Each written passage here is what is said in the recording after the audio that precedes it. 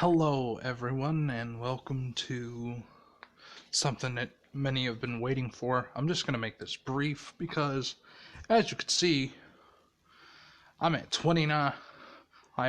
So as soon as that shit hits 15, I'm going upstairs and I'm going to bed. But, we're going to start off with Season 2, finally, right?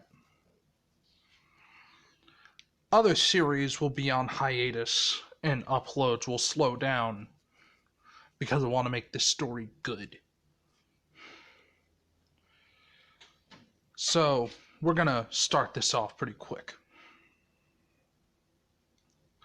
We start off with risotto.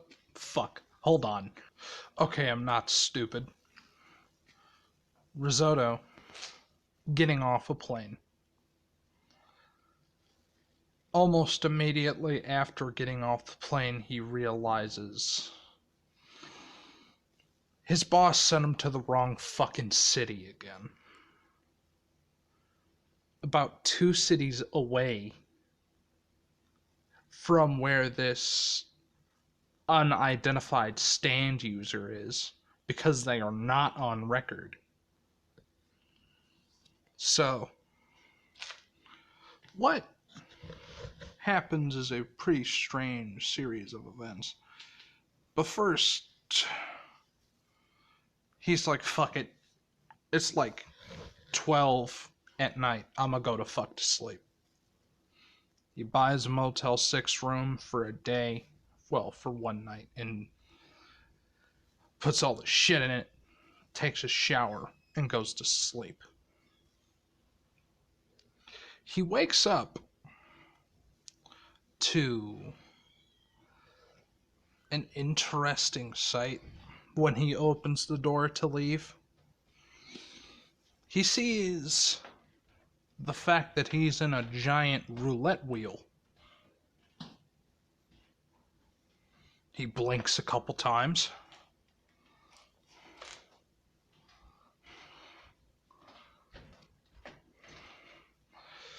And he immediately knows what this is. This is some sort of effect. Either being from a illusionary quirk, which is rare, or a fucking stand. And to be all honest, this is like...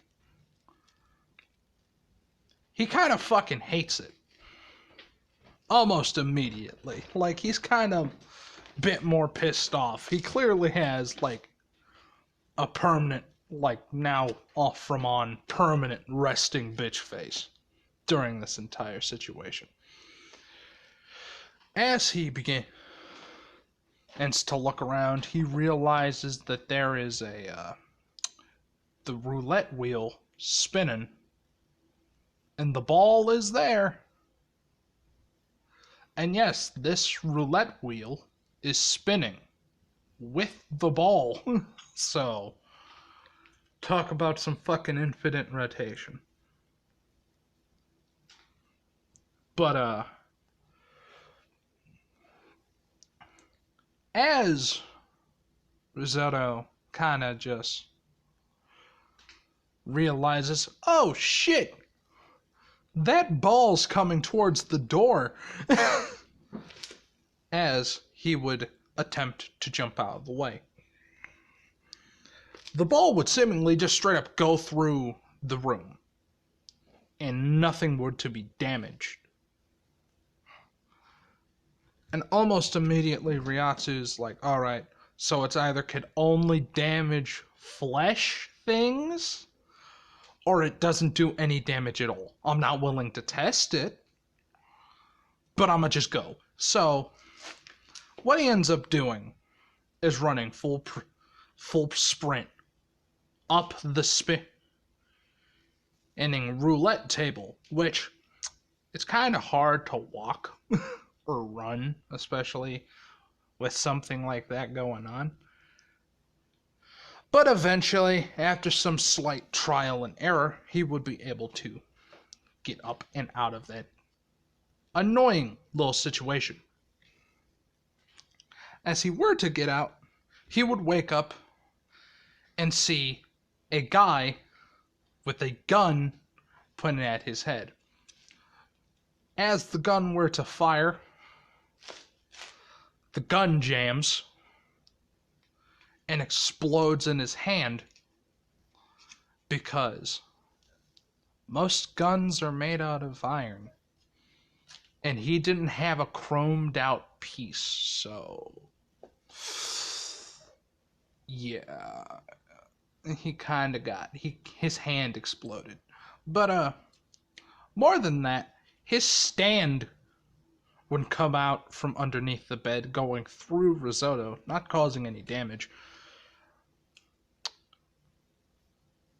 The man is bleeding out on the floor already. He's like screaming in pain.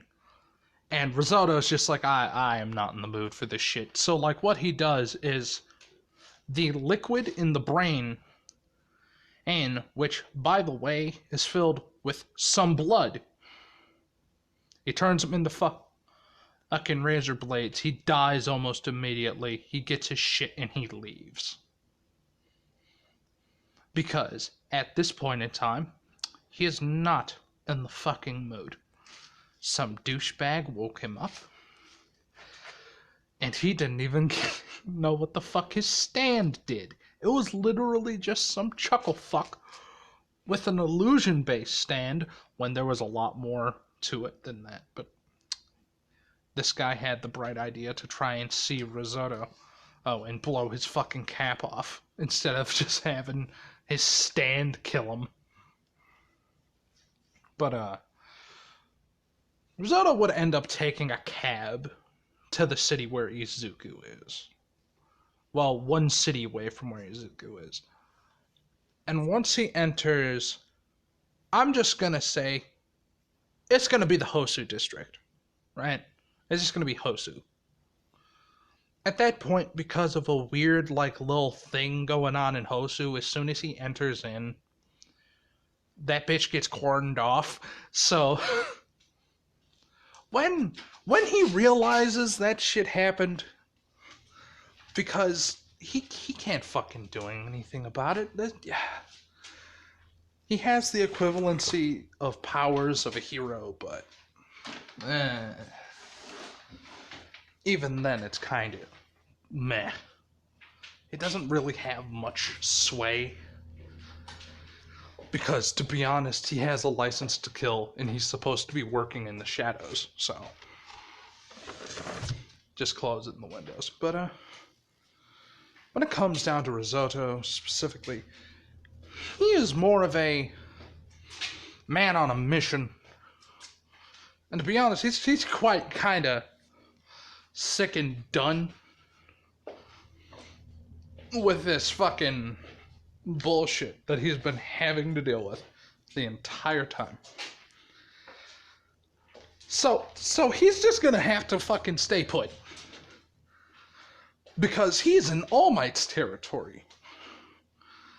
Granted, All Might and him are basically the same, but All Might actually gets recognition. Lucky piece of shit. But anyway. Hey, Risotto is in the Hosu City province, like Hosu. Which I don't think is a city, but it's basically is. Just don't talk about it. But regardless, he's in that district. There is no travel allowed between those districts during the sports festival, which I'm pretty sure I ended that off of my last and latest episode. And if I didn't, and you're asking, oh, what happened? The next video I will make will probably be explaining that, because Risotto watched that entire fucking thing. And since Izuku and Crazy Train do not... Well, more like... Crazy Train doesn't look the same. Like, Crazy Train is Crazy Train now. He isn't, like, our good old-fashioned zipper boy. You know? But, since fuck. I'm sorry. It's kind of late-ish for me, but meh. When it comes down to Izuku specifically, he's exhibiting the same powers of the stand that he's looking for. So he basically writes down his name in a notebook and is forced to fucking wait. The Stain arc will not be happening because Stain would try to kill Risotto, and we all know how that would go. He cuts him once. Okay, cool. He puts the blood in his mouth. He tenses up. And like a fucking spear goes through the top of his skull. Like, I don't. Because you can make anything out of metal. To be honest, I'm more surprised that, like, Risotto was like, meh, I'm gonna play with my food. I'm gonna not put a razor blade in this dude's heart. You know, where most, if not all, of the blood kind of just collects. And, like, where the most concentration of iron would be. You know? Other than your kidneys and stuff. But, when it comes down to it, this is gonna be a short one. Because this is not the main series. This is gonna be a small side branch off.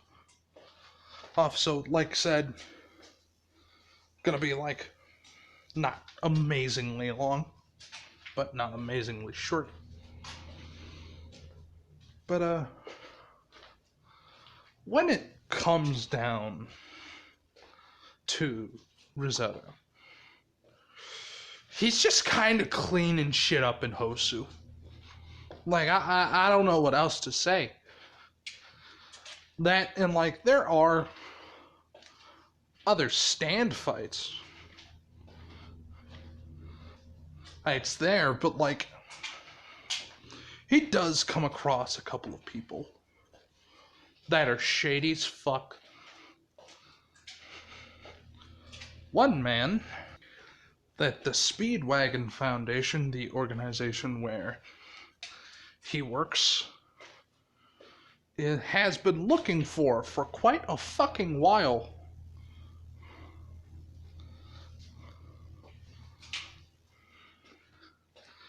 He knows how dangerous he is. So he doesn't even fucking bother. He's just like, nah, I'm gonna just make some calls. So those calls are made. Unknowing to him, this man illegally moves out of the city that same day. Goes to an airplane and flies over to the US. Because, to be perfectly honest with you, he's gonna need to call in some favors from some old friends. That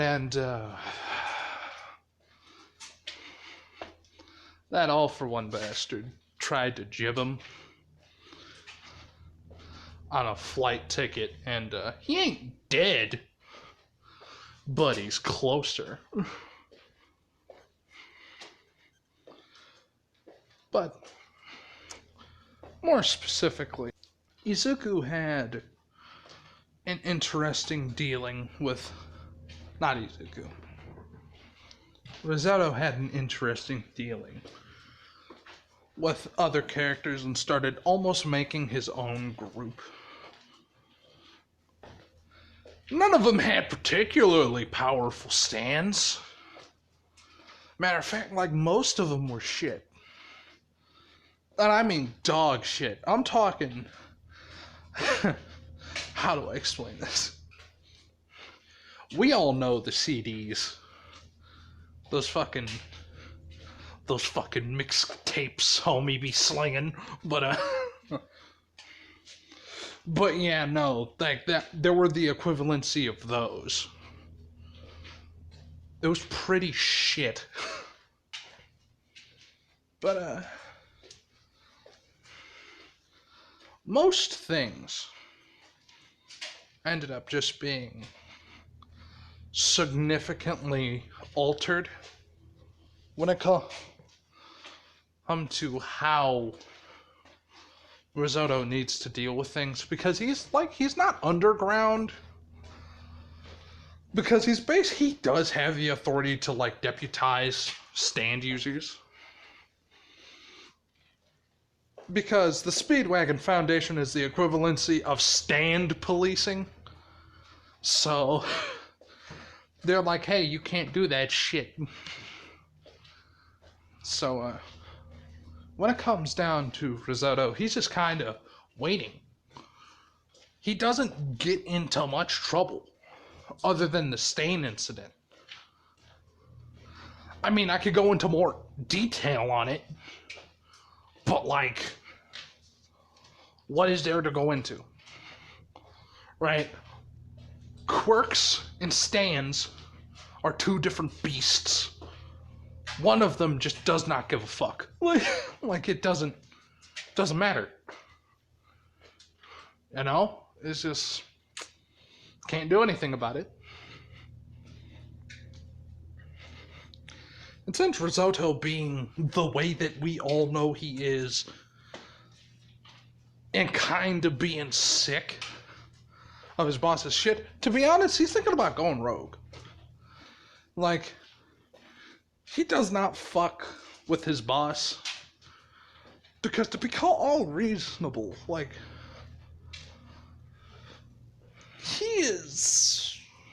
the boss is fucking dumb. Like, he's not incredibly stupid, but like, he sends me 2 cities over when this shit's supposed to be important, like, that kind of thing. He's fucking mad, and now he's stuck up basically on the outskirts of the city where fucking Izuku is, or this unidentified fucking stan user. And he's basically like, well, fuck, what am I gonna do? Like, what the fuck am I gonna do? Man, fuck my boss. Like, it's one of those situations to where your boss has shafted you so many fucking times with, like, doing shit that, like, it's either meant to clearly piss you off, or it's a genuine fucking accident that keeps happening repeatedly, and you can't forgive it anymore. But regardless, he's like, fuck this shit, I'ma quit. Fuck it. Like, after this Izuku job, I'm fucking done. Like, I'm sick of this shit. We fade back a little bit off to the city where Izuku is. And I'm not gonna lie to you, he's experimenting with this. He's experimenting with Babyface. And it gets really weird, because it ends up happening, like, we all know what happens when Babyface gets a hold of people, to not the computer, his landlord, and he just kind of gets a junior, so he's like, well, fuck. And it's like, and it's basically the scene, like this scene, right? But different, because I'm talking about the scene specifically with, like, this lady and the tiny Babyface Jr. that, like, hung from the back of her neck. I'm hungry. What do I do? He just says, get some food. And, like, unknowing to him, fucking default was to chop that bitch up.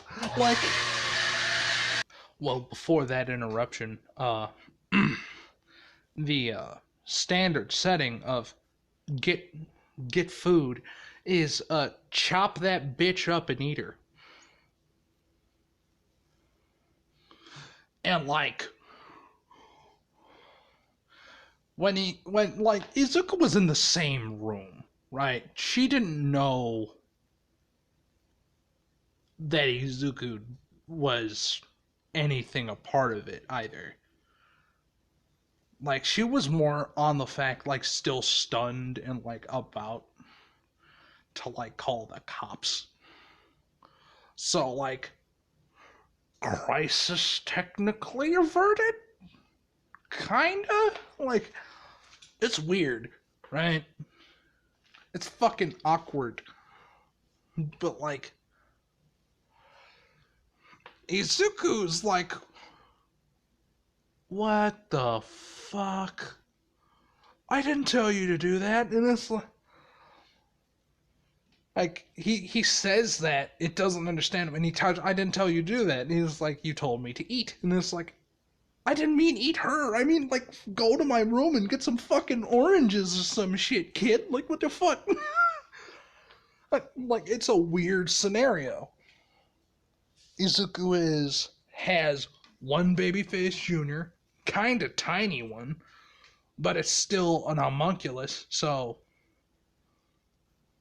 like regular people can see babyface junior and kind of babyface, I guess.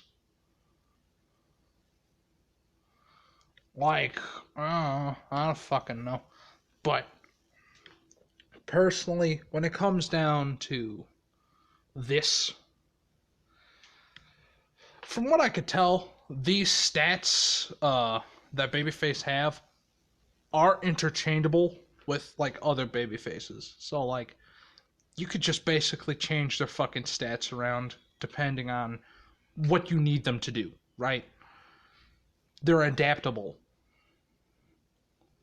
Which is kind of why I wanted to give Izuku the stand. Well, not... It doesn't technically have the stand. It's a weird conundrum. I basically gave him the babyface terminal, right? And since he doesn't know how to fucking use it properly, it's just this entire thing. Like, he can't control this completely. You know what I'm saying? Like, he can control it for the most part. But mainly, the babyface junior got mind of its fucking own, right? It's like an actual fucking person.